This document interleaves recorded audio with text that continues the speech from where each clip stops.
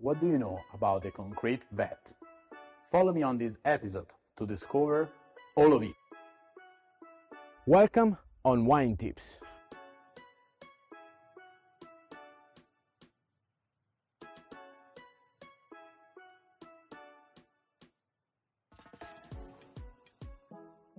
If you are approaching the wine, or if you are a wine lover and you want to know all the tricks about the wine world, follow us. Hi guys! As you know, I'm Pietro from Marronaia. We are a family-run farm and we produce natural organic wine in San Gimignano. Some of our wine won also the Marronaia Wine Festival. Today, I'm here to talk about the concrete vats. During my videos, I always talk about our vats, but I never tell you why we use the concrete. So if you want to discover all the tricks and all the secret about these kind of vats, stay with me. These vats were a part of our culture.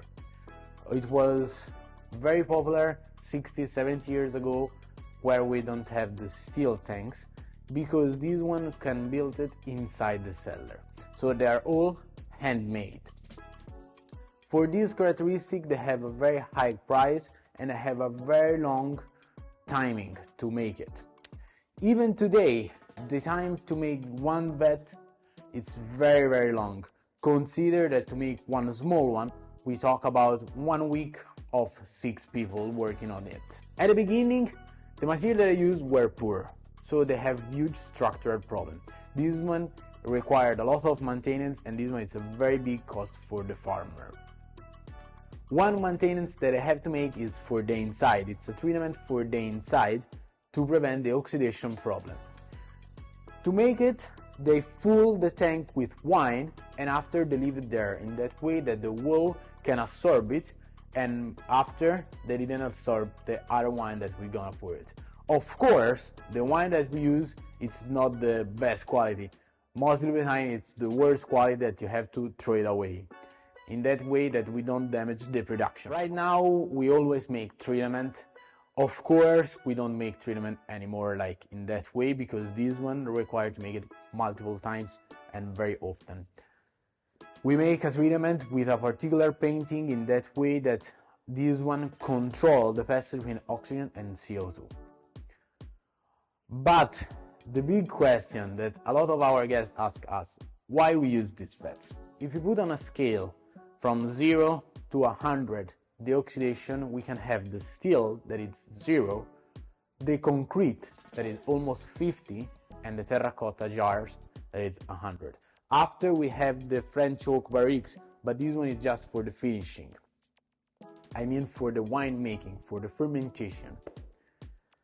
So this one is a very important thing to understand, because the terracotta jars allow the wine to breathe a lot.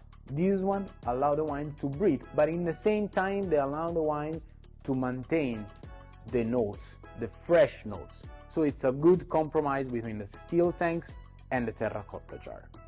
In the end, what does it mean? It means that we will have wine that are structured, powerful, bold, with good smooth notes, good round notes, that the same characteristic that the terracotta jars develop into the wine.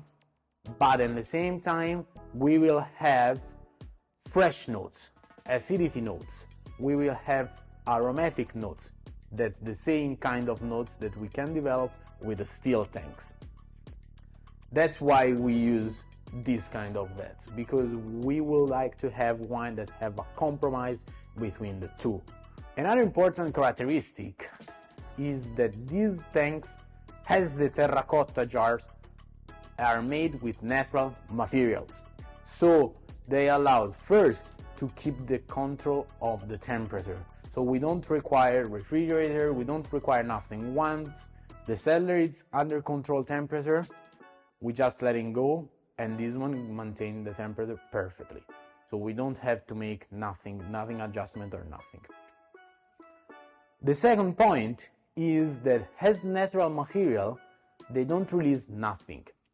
So all the characteristics that this wine developed during the winemaking and during the aging process is a characteristic that came from the wine and from the grape. Another important question is how we choose between steel, concrete, terracotta. This one, it's a very hard choice, and to do it we have to think about the wine that we want to make.